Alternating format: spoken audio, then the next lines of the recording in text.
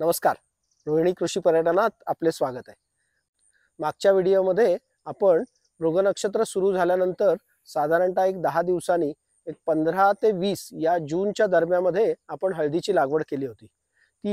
ही आहे ती हळदीची लागवड आहे. त्यावेळेला आपण रेसबेड काय किंवा कशी करायची हे सगळं सांगितलं होतं त्यामध्ये. आता हा भाद्रपद महिना आहे.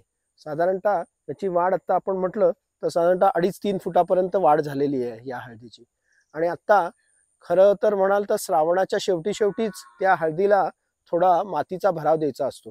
पण पाऊस खूप असल्यामुळे तो थोडासा लांबला. आत्ता पितृपक्ष सुरू झाल्यावर भाद्रपदामध्ये आपण त्याला आत्ता मातीची भर टाकलेली आहे.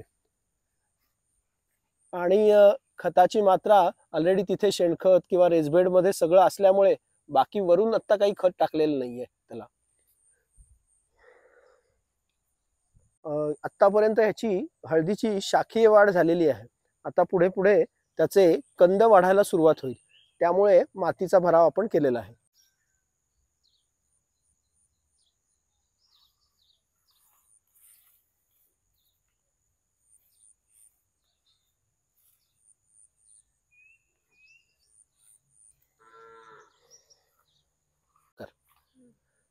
आपण मागच्या व्हिडिओत म्हटलं होतं की आंब्याच्या साधारणतः खोडापासून 2 ते 3 फुटावर आंबे हळद लावली होती आणि त्याच्यामध्ये शेणखत टाकलं होतं आणि त्यामुळे त्या शेणखतावर हे गांडुळांनी केलेली ही प्रक्रिया आहे.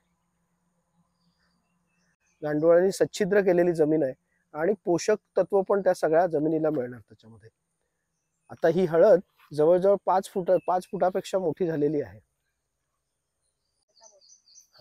या हळदीमुळे या झाडाला बऱ्यापैकी पोषण मिळतं आहे.